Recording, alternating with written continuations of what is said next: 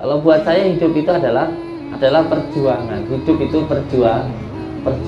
Orang yang berjuang itu ya pasti banyak rintangan, tapi harus dinikmati. Karena memang dunia ini adalah neraka bagi orang musyrik dan juga bagi orang kafir. Tapi ya kalau orang bersyukur itu bukan hanya mendapatkan surga di akhirat, tetapi di dunia ini pun sudah merasakan surga. Karena itu tadi, dikasih senang ya syukur, dikasih susah ya sabar, dikasih sehat alhamdulillah, sakit ya pernah sehat lama. Bukan berarti kalau dikasih sehat lupa, nggak pernah ingat sama Allah. Terus kalau dikasih sakit sehari ngeluhnya kayak 10 tahun kayak nggak pernah dikasih sehat, ini repot. Yang penting hatinya senang gitu. Tapi hatinya orang itu bisa senang hanya ketika dia bersyukur. Terima yang Pak Pandu, dikasih susah ya sabar, dikasih senang ya syukur, sama saja, tidak ada bedanya apa ya. Hidup ini tinggal jalanin alur cerita yang diberikan oleh Allah. Apa sampean pikir saya itu tidak pernah susah? Saya itu malah kalau nggak ada masalah cari masalah. Sudah enak-enak di rumah, dikabarin di sana ada dukun, dia malah datengin dukun. Itu aja cari masalah toh.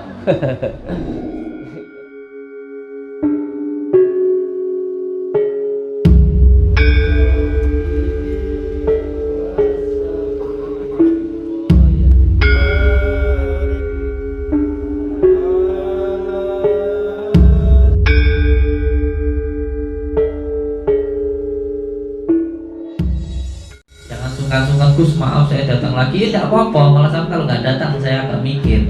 Kita itu cuma pengen tambah saudara, itu tok saja. Pengen tambah sedulur.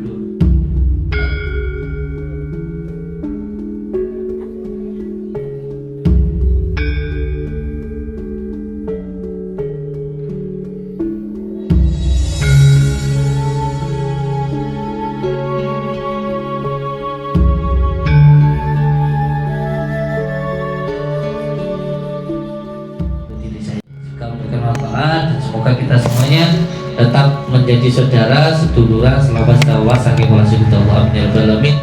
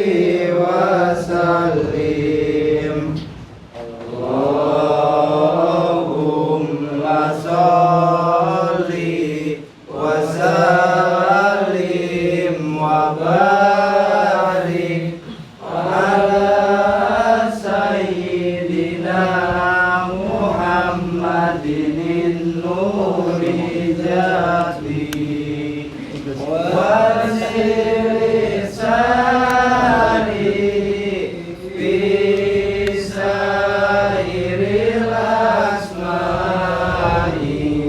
wasifati wa ala alihi wa sahbihi wa sallim. Assalamualaikum warahmatullahi wabarakatuh.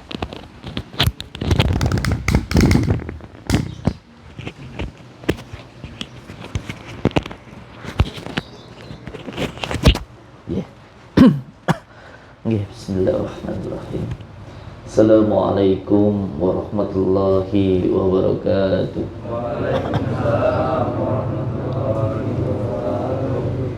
Bismillah, alhamdulillah, syukurillah, wala khawla wala quwata illa billah. Amma ba'd.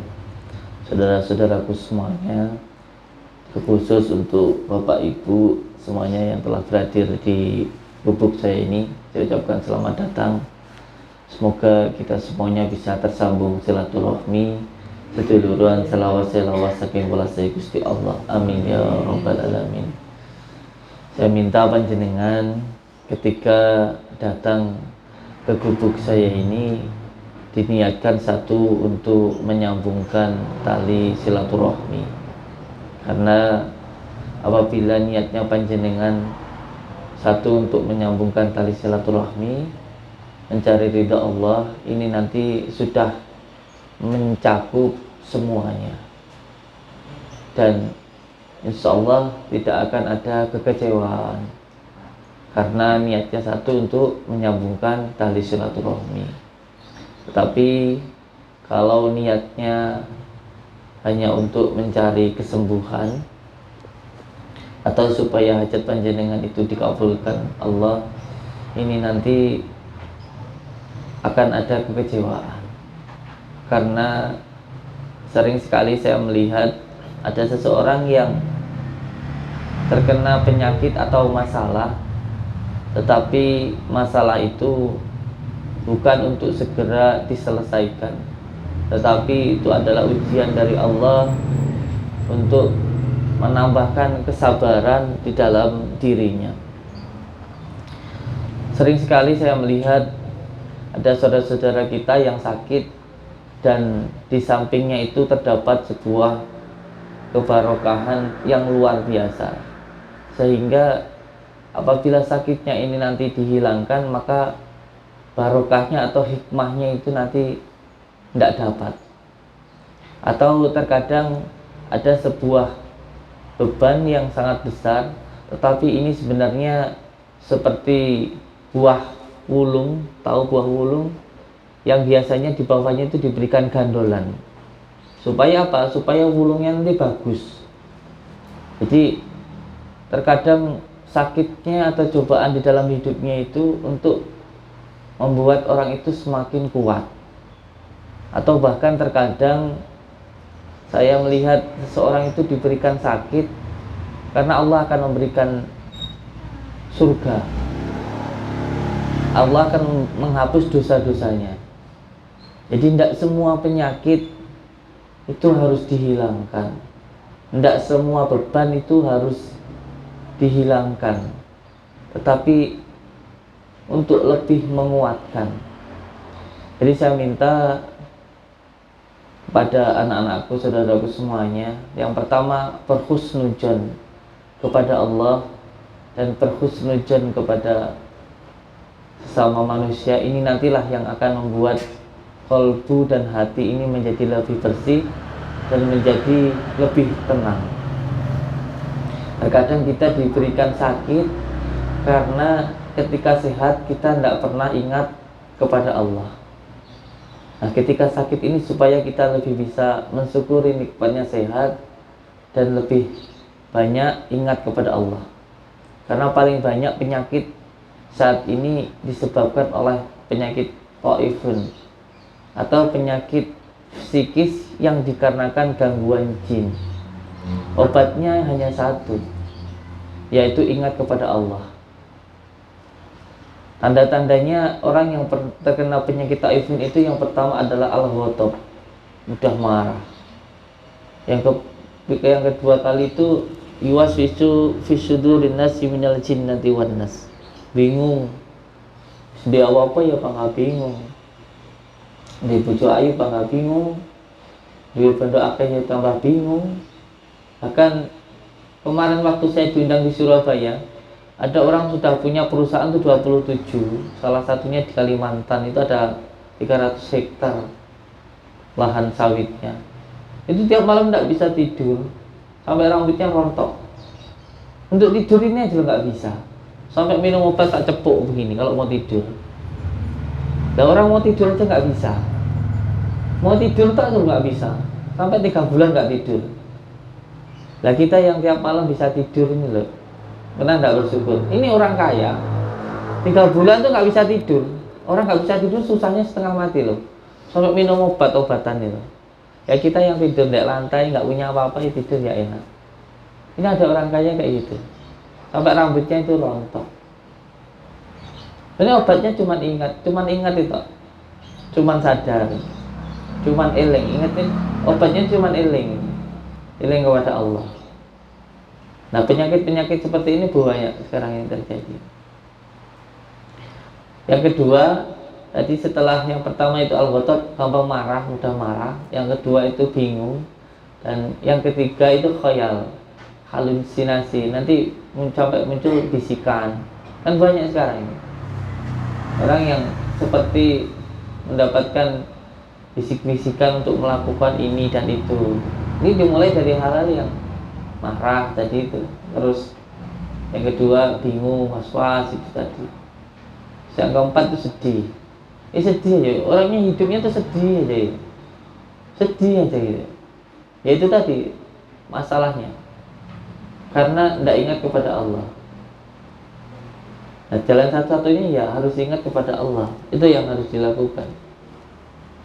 Karena jalan masuknya setan ke dalam diri kita itu hanya 3 hal tadi itu.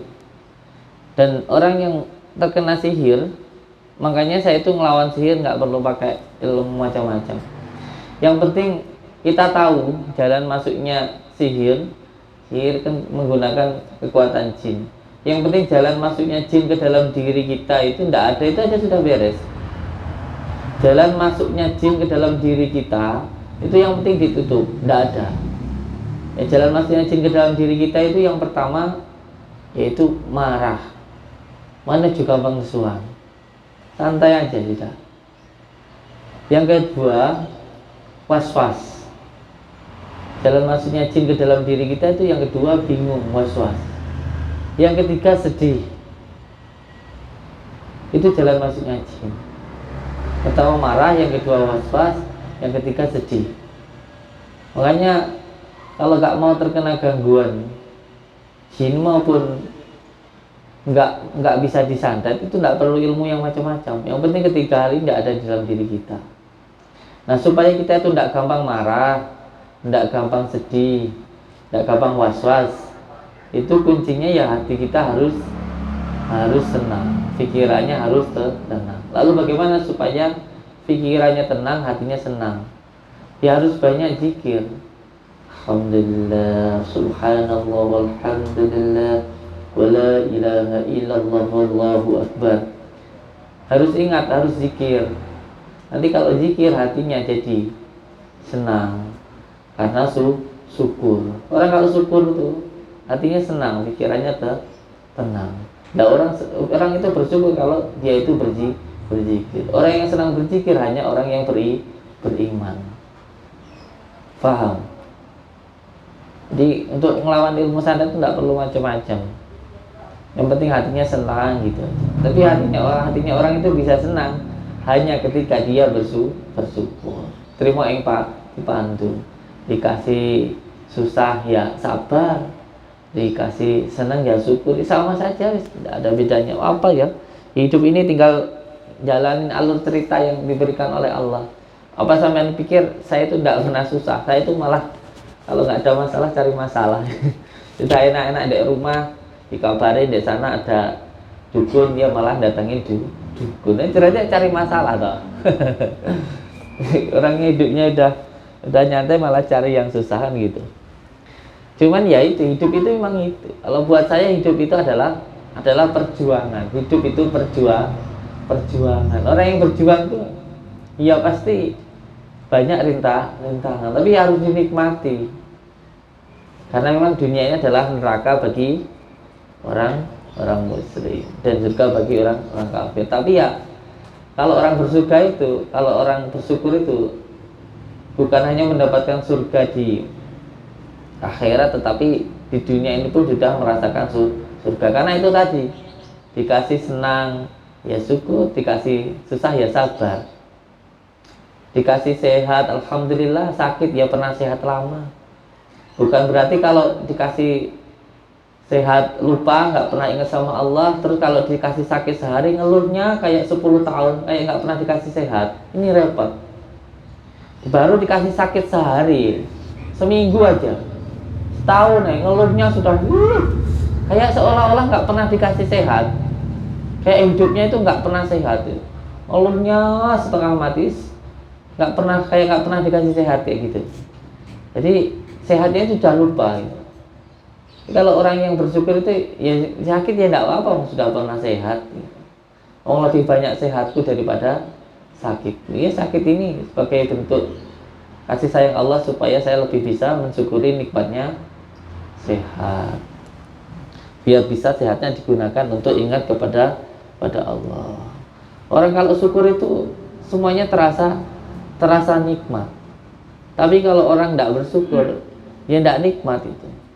Dapat anak rewel, nggak punya anak pengen punya anak, nggak punya istri pengen punya istri susah diatur, ya repot lagi. Nggak ada kerjaan cari kerjaan, sudah punya pekerjaan katanya kecapean, ya repot. Semuanya itu kalau nggak disyukuri ya nggak enak kayak gitu. Tapi kalau disyukuri ya terasa nikmat. Bayangkan kita punya anak yang rewel gitu, nangis. Kalau bersyukur ya enak. Karena bisa jadi anak yang kita punya saat ini nih, nangisnya anak, rewelnya anak, ini yang diharapkan oleh banyak orang yang ingin punya anak. Ada orang yang sudah menikah 10 tahun, bayang 15 tahun, 20 tahun, pengen punya anak itu loh, setengah mati. Ya kita yang punya anak ini pernah bersyukur? Enggak.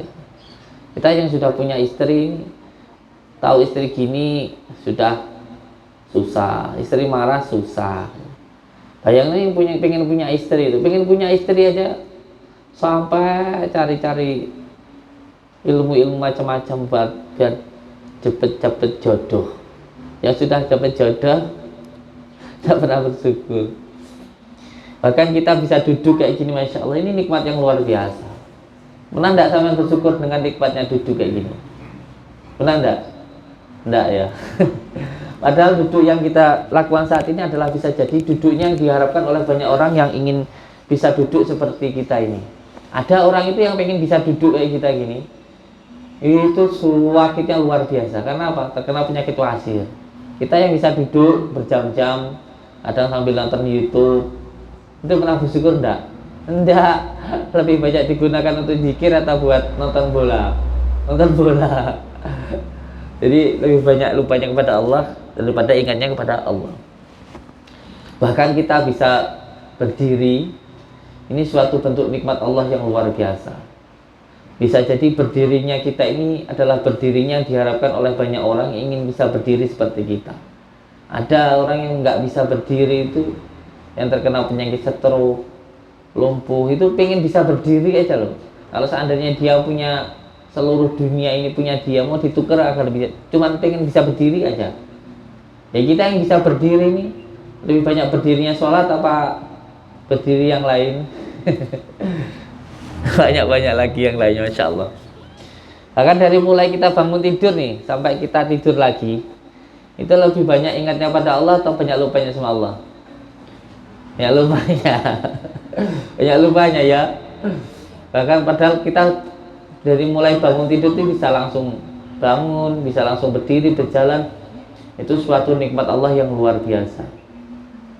Itu pun kita terkadang bangun tidur itu Enggak kok mengucapkan alhamdulillah dulu bisa bangun, bisa duduk, bisa berdiri, bisa melek, itu jarang kita syukuri. Bangun tidur pertama tuh langsung yang dicari HP, bangun tidur tak gitu langsung yang dipikirin dunia gitu. Gimana hidup itu mau tenang kalau kayak gitu? Coba sekali-kali praktek ya. Bangun tidur tuh nggak usah mikirin apa-apa dulu dah, nggak usah mikirin istri, nggak usah mikirin kerjaan, nggak usah mikirin HP. Bangun tek itu duduk dulu baca alhamdulillahirabbil alamin. Terus sholat subuh atau sholat duha. Itu nanti sampai tidur lagi loh, pikiran tuh terasa tenang. Kalian praktekkan ke? Jadi mulai bangun tidur tuh nggak usah mikirin yang aneh-aneh dulu, nggak usah mikirin pacar, kayak nggak usah mikirin apa. Intinya nggak usah mikirin dunia deh, syukur dulu. Nanti hidup sampai tidur lagi, sampai bangun lagi, itu nanti terasa nikmat itu, tenang gitu. Dipraktekkan, nggih. Dipraktekkan. Dan caranya bersyukur itu bukan cuma ngucapin alhamdulillah gitu tuh, enggak. Makanya Allah berfirman tuh, Allah berjanji begini nih. Siapa yang bersyukur kepadaku pasti akan aku tambahkan. Ini janji Allah loh. Janji Allah itu suatu hal yang pasti. Hakul yakin saya. Hakul yakin. Bukan yakin saja, hakul yakin. Siapa yang bersyukur atas nikmatku pasti akan aku tambahkan. Dan ini janji yang pasti. Tidak seperti janjinya mantan ya. Ini pasti. Lalu yang penting bagaimana caranya bersyukur. Bersyukur itu bukan cuma mengucapkan alhamdulillah gitu saja, bukan.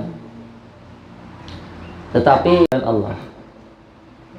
Sama seperti ketika panjenengan memberikan saya baju, lalu baju ini saya gunakan untuk suatu hal yang baik, yang sampean sukai.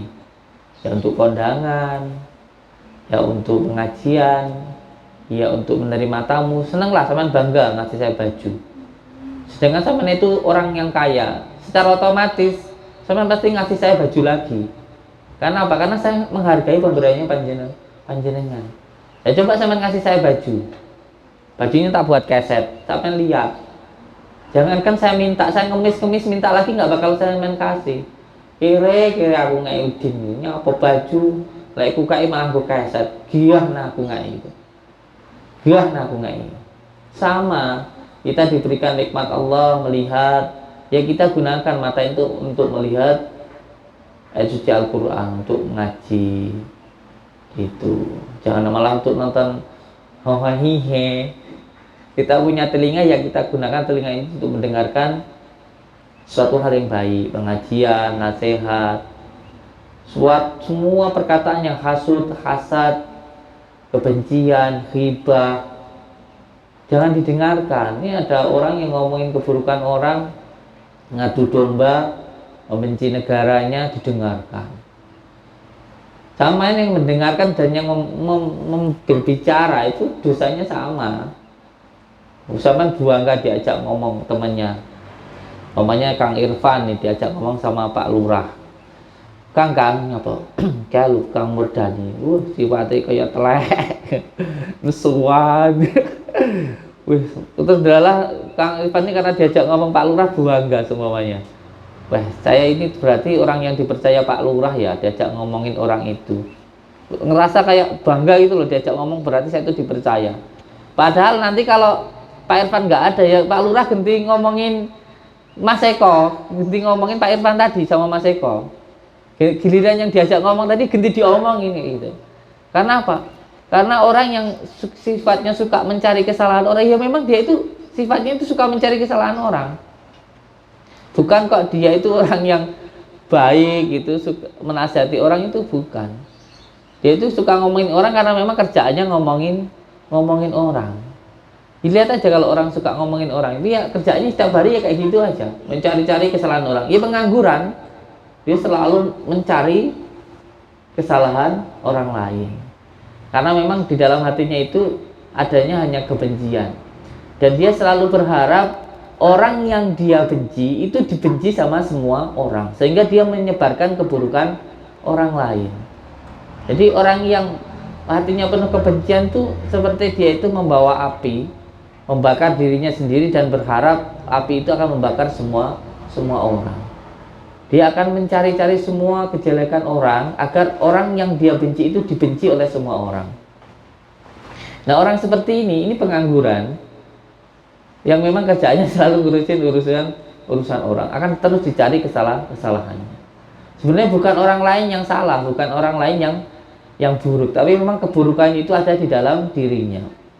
Sama seperti seseorang yang di hidungnya itu ada kotoran, sehingga semua orang itu tercium bau kotoran. Lah padahal kotorannya itu ada di dalam hidungnya.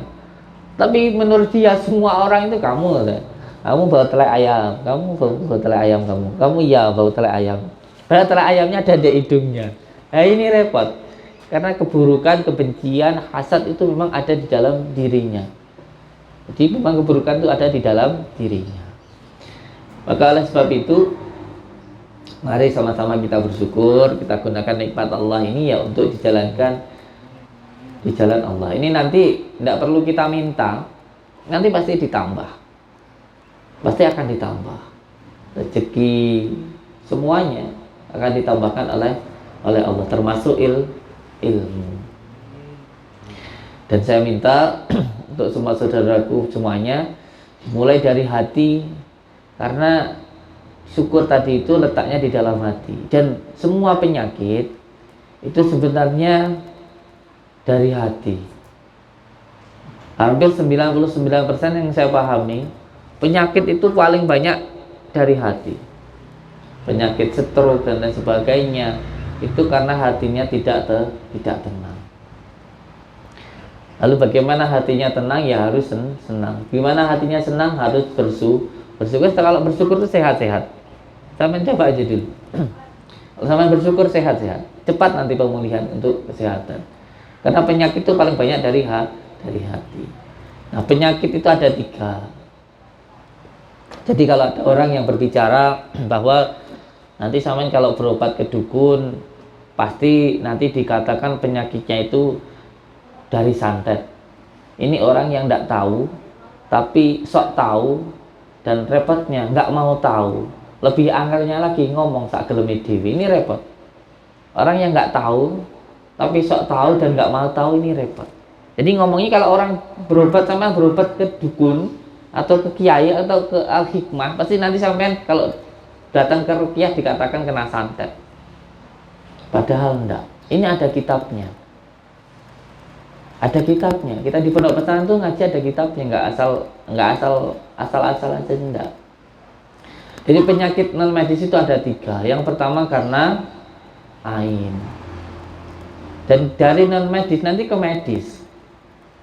Hampir mayoritas saya lihat orang yang terkena penyakit stroke itu penyakit yang diakibatkan oleh taifun tadi. Penyakit yang karena psikis yang diakibatkan gangguan jin.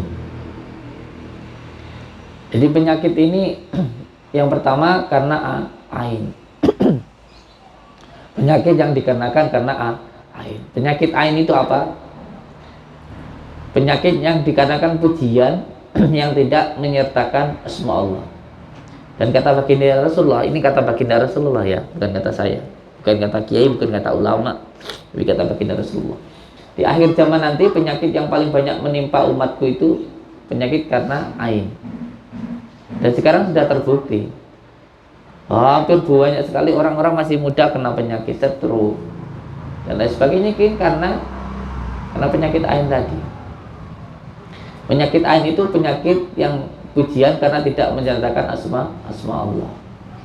Ini banyak sekali orang-orang sekarang ini yang suka foto selfie kan, pakai HP kan, dipajang di Facebook. Habis mandi foto, belum mandi foto, habis kamar mandi foto. Akhirnya dipuji orang. Nah, pujian ini yang tidak menyatakan asma Allah ini bisa menyebabkan penyakit ain. Nah, penyakit ain itu obatnya gimana? Mengambil dari sumber ainnya. Kalau di dalam keluarga cari ibu bapaknya atau tetangganya atau siapa yang gampang pusing, itu penyebab ainnya. Itu nanti diminta air wudhunya untuk disiramkan, dibuat mandi. Nah kalau yang muji orang se-Indonesia, mau minta air wudhunya orang se-Indonesia tak? Buru mati kon. Ini nanti yang sumber airnya ya sakit, yang yang ainnya sih. Makanya jangan gampang memuji orang kalau tidak menyertakan asma Allah. Oh, kayak ganteng men gitu. Subhanallah, kayak Gus Udit kok keren gitu. Itu cuma istriku doang yang muji. Harus menceritakan asma Allah. Itu yang pertama karena ain. Yang kedua karena ketempelan. Penyakit karena ketempelan ini biasanya karena 3 hal. Yang pertama karena maksiat, ini paling banyak. Yang kedua karena nasab, yang ketiga karena tempat. Satu dulu karena nasab, guys. Karena nasab itu bisa juga disebut jin turunan kayak gitu. Biasanya nih kalau bapak ibunya atau kakeknya leluhurnya ada yang pernah gila, biasanya anaknya juga gila. Iya enggak? Pernah tahu enggak? Iya enggak? Biasanya itu kalau kakeknya gila, itu biasanya nanti anak turunnya ada yang gila. Atau kalau ada orang gila gitu ditanya, bapakmu dulu gila enggak? Gitu. Kebanyakan iya, menurun. Nah, gila ini juga nanti orang gangguan jiwa ODGJ ini juga ada yang karena ilmu, ada yang karena pikiran, ada juga karena gangguan. Ini berbeda-beda.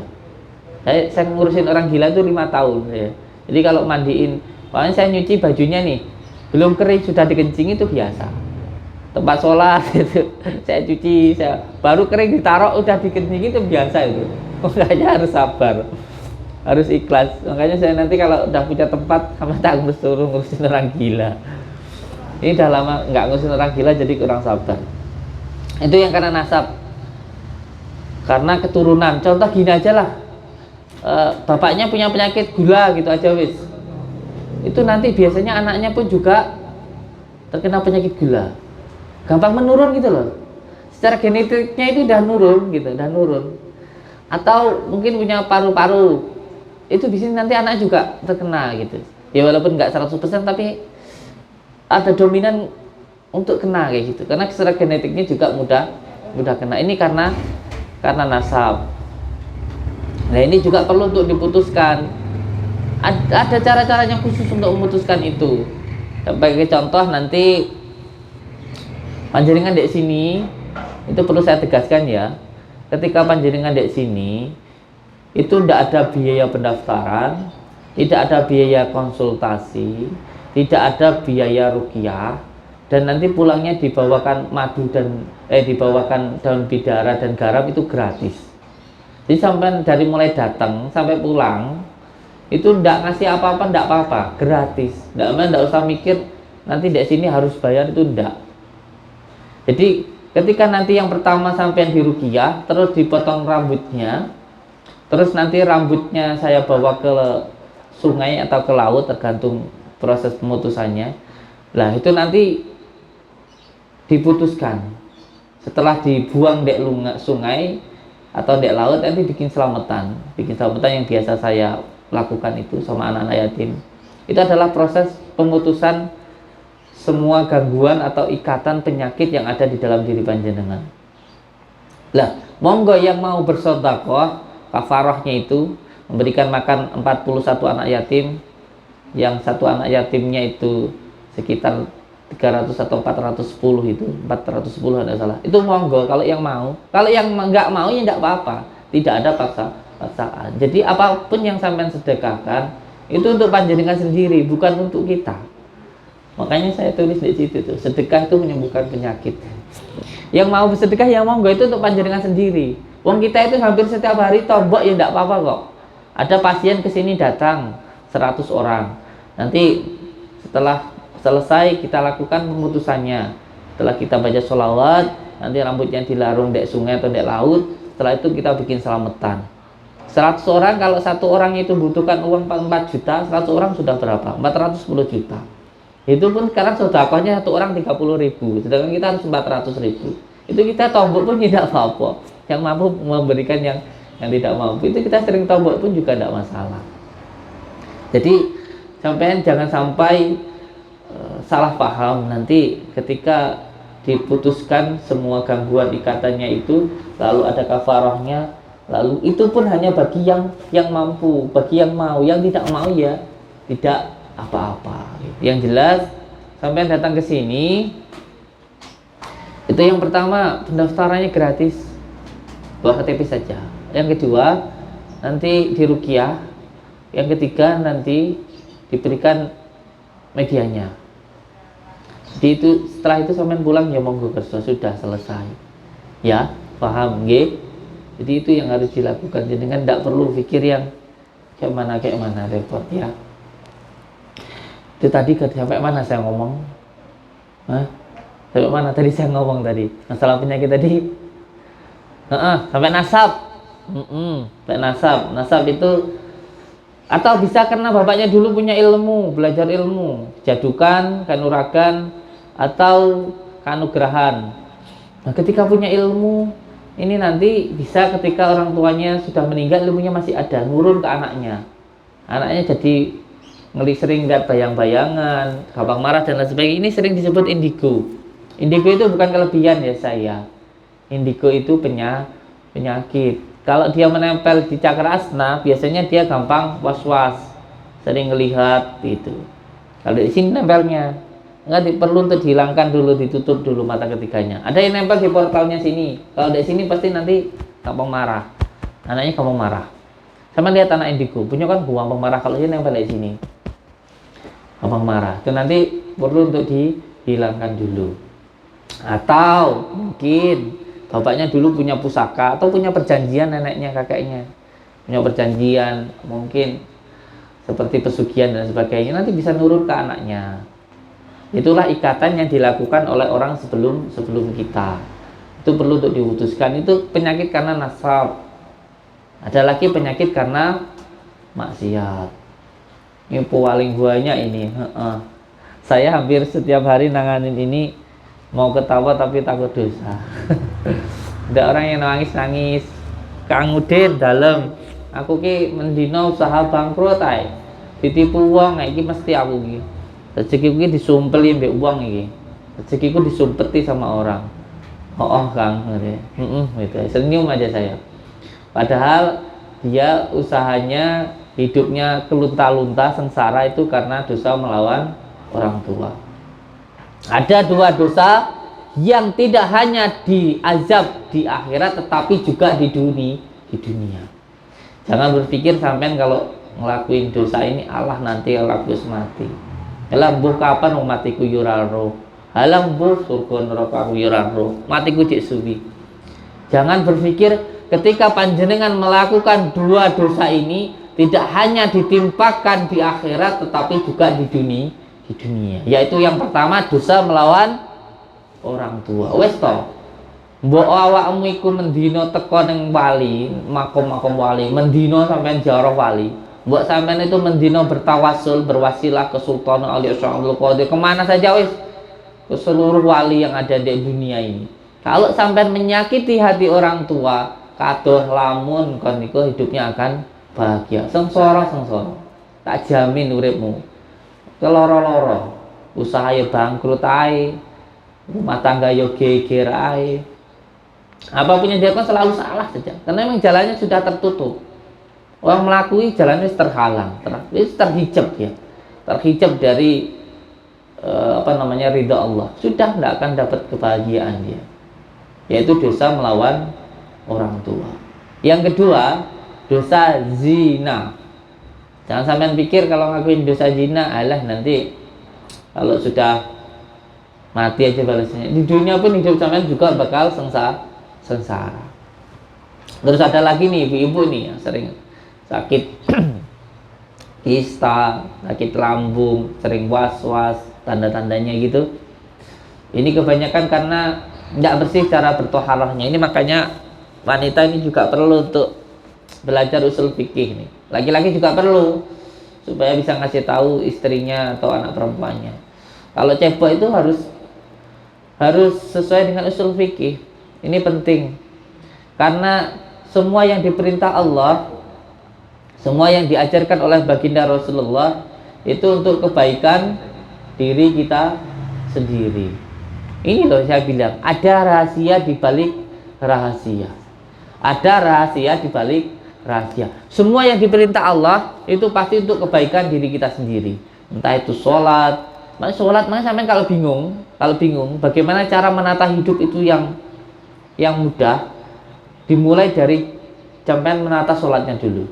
Karena sholat duhur itu kehanan, sholat asar itu kemuliaan, sholat maghrib itu kehidupan. Sholat isya itu keselamatan. Sholat subuh itu kesucian. Makanya kalau orang pengen hidupnya itu selamat, hidupnya itu mulia, derajatnya dinaikkan oleh Allah, dimulai dengan cara sholatnya jangan sampai ketinggalan. Makanya sampai kalau sholat subuh itu pasti paling abot, walaupun cuma 2 rakaat, karena ini masalah kesucian. Dan ada rahasianya lagi.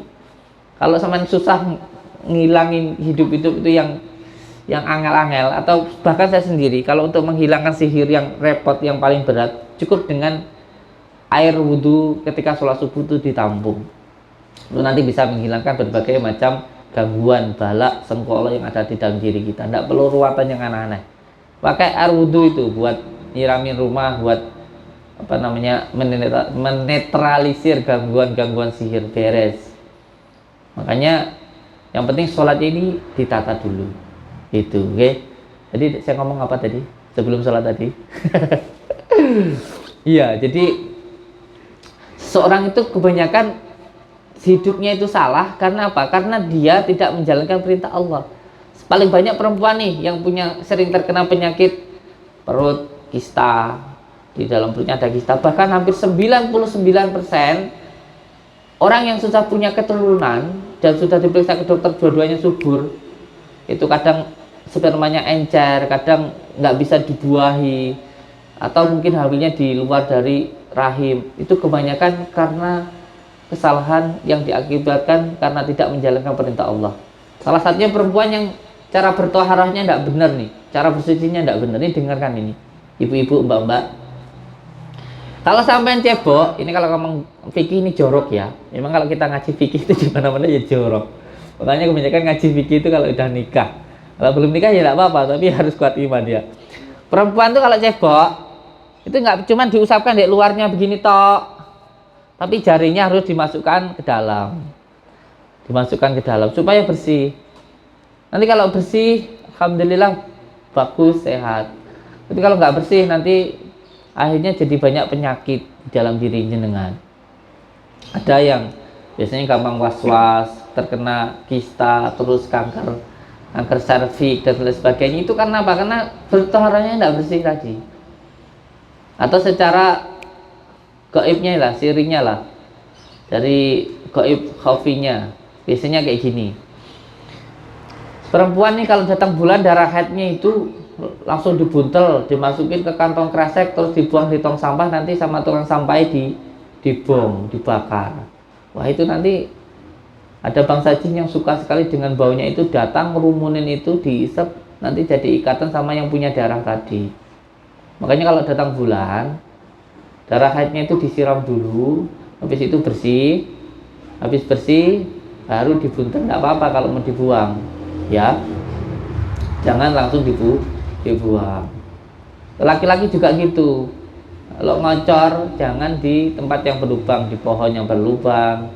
Ini biasanya malah cari yang tempat berlubang, ini repot ini. Karena tempat yang berlubang itu tempatnya jin. Ini yang mater baginda Rasulullah ya, bukan saya. Jangan suka di tempat yang berlubang kayak gitu. Itu karena maksiat. Bahkan ini ada orang yang kesini itu ya kena penyakit itu karena suka jajan. Ini laki-laki ini. Itu banyak terkena penyakit kayak gitu karena jajan. Ini karena kesalahannya sendiri. Dan masih banyak lainnya lah. Nanti saya jelaskan, tidak selesai. Wis ya. Langsung saja mulai. Untuk ruqyahnya sudah jam 2 dan sudah banyak saudara kita yang menunggu. Yang jelas perlu untuk dipahami bahwa penyakit non medis pada akhirnya nanti juga ke medis. Itu ada 3 hal. Yang pertama ain, yang kedua ketempelan, dan yang ketiga sihir. Ain itu di bagian muka. Tanda-tanda penyakitnya, bagian muka sering pusing, di sini aja benjolan, di sini gini. Itu karena ain. Karena muka yang sering dipuji, yang sering dipamerkan mukanya, nggak mungkin pantatnya. Ya.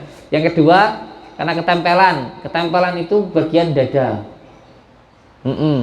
Orang kalau sakit di bagian dadanya, bagian depannya sini, pasti ada hubungannya sama ini. Makanya nanti malam pun kita pengobatannya juga ke profesor. Iya, saya ini lulusan jam macam-macam, saya ini S saya itu. S1 saya itu lulusannya, SD maksudnya. Ya tapi nggak usah berkecil hati. Walaupun SD kita ini hampir setiap hari itu ngobatin profesor. Bahkan saya itu pernah kemarin itu diundang di salah satu rumah sakit terbesar di Pamekasan. Lihat teman video saya yang pengobatan di rumah sakit itu. Ada live pembersihan di rumah sakit Pamekasan itu. Itu yang undang saya itu bukan yang sakit di rumah sakit, bukan. Yang punya rumah sakit. Yang undang saya itu yang punya rumah sakit. Yang punya rumah sakit ini sudah berobat ke Amerika 3 bulan. Ke Amerika 3 bulan di sana. Di Singapura 1 bulan. Nggak sembuh-sembuh. Penyakitnya itu apa? Cuman sakit perutnya aja, nggak bisa tidur, was-was, gelisah, sampai rambutnya rontok kayak gitu. Obatnya cuman mudah banget. Dibacakan Allahumma shalli wa sallim wa barik ala sayyidina Muhammadin nurijad wa sirri fi sayyidil asma. Sebut nama orangnya, wasyifadi ya, tapi nggak cuma baca gitu toh, harus diriadoi 5 tahun dulu ngerawat gitu. Kalau cuma baca toh, aduh guyu pe setan jong.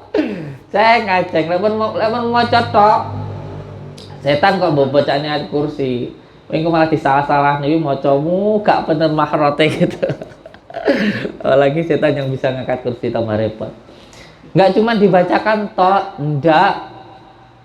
Kenapa orang leluhur kita itu orang dulu tuh nggak begitu pintar baca, tapi sakit nggak perlu ke dokter. Zaman dulu mana ada dokter, nggak ada. Saya mbah-mbahnya di dulu kita itu kalau sakit cuma datang ke orang tua, disebulin ke air, sakit apapun susah melahirkan, nggak ada operasi, itu aja bisa melahirkan. Karena apa? Betah melek, betah luwe. Ini adalah bentuk menjada wajada, kesungguh-sungguhan di dalam berdoa. Dan Allah itu wis matur ki Mbak sapa sing njaluk karo aku mesti tak wae.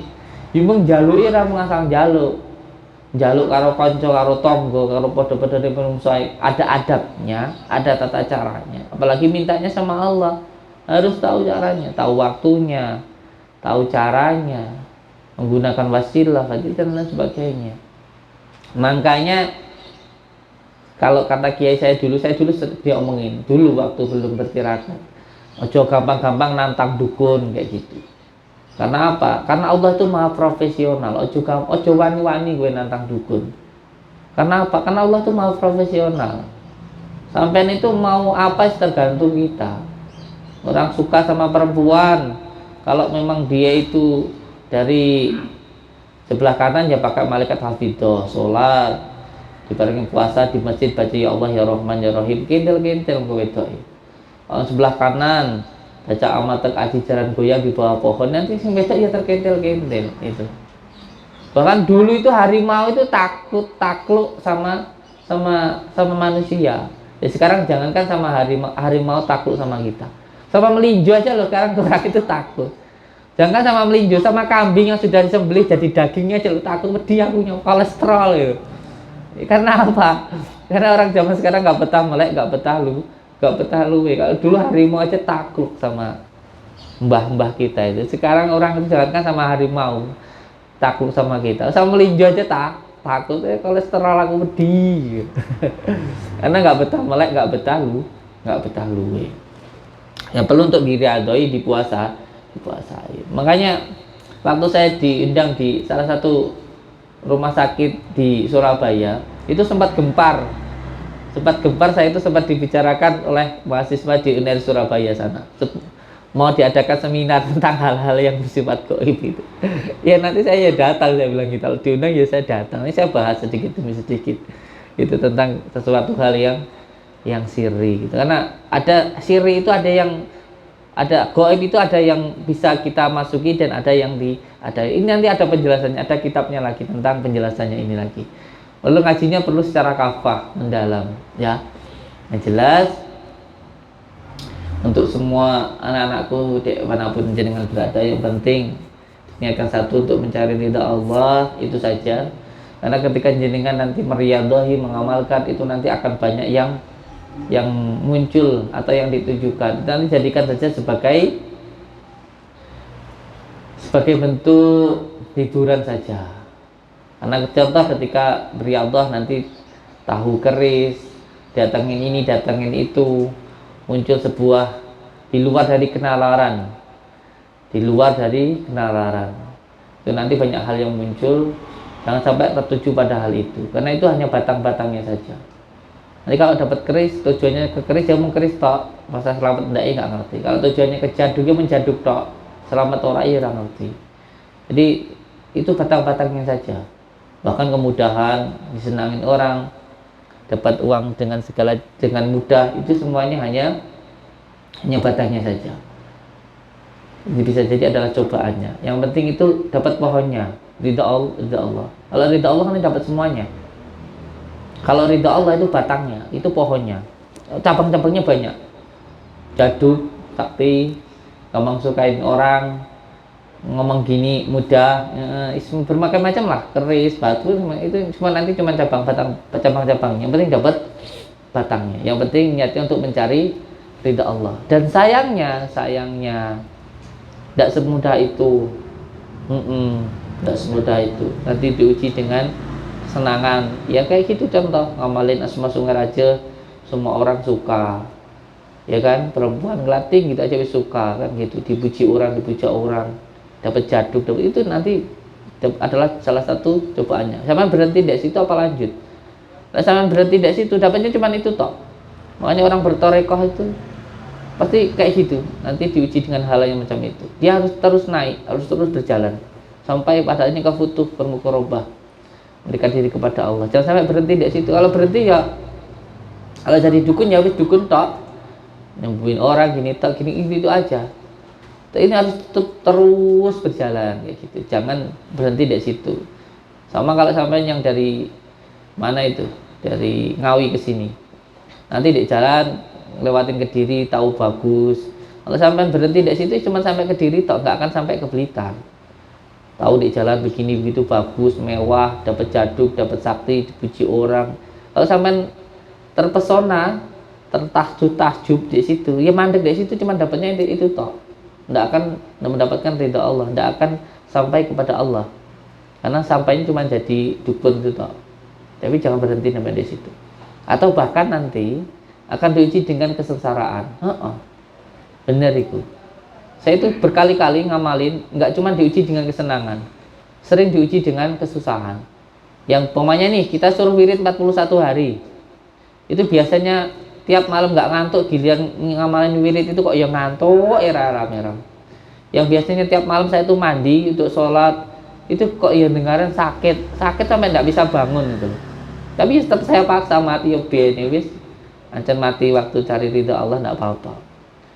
Terkadang ngamalin itu sampai lama gitu, enggak dapat apa-apa. Enggak merasakan apa-apa. Itu. Jadi kadang diuji dengan kesengsaraan. Kita bertorekoh berjalan mendekat kepada Allah. Apalagi yang belajar ilmu hikmah. Itu pasti diuji dengan dua hal. Diuji dengan kesengsaraan maupun diuji dengan kesenangan. Yang lebih repot biasanya sudah berjalan jauh, tidak ngerasain apa-apa, contoh sampai ngamalin sholawat selama 5 tahun. Kayak katanya Gusi kayak ini ngamalin sholawat itu nanti dipermudah oleh Allah. Bisa gini, bisa gitu. Nyatanya aku ngamalin 5 tahun kok nggak ngerasain apa-apa. Sama kalau sampai tak suruh ke Jakarta, di jalan tuh nggak ngerasain apa-apa. Nyantai, nggak ngerasain apa-apa, malah penuh dengan kesengsaraan. Ini nanti yang biasanya belot, repot. Karena apa? Karena nggak sabaran, pengen ndang-ndang, nggak bakal. Padahal ilmu batin itu ilmu rasa, dan pasti mendapatkan sesuatu hal yang baik, tetapi nggak ditunjukkan di depannya. Ini nanti biasanya yang belot. Nah, oleh sebab itu harus benar-benar niat dan tekad untuk mencari ridha Allah. Cukup nggih? Nggih. Wabillahi taufiq wal hidayah. Assalamualaikum warahmatullahi wabarakatuh.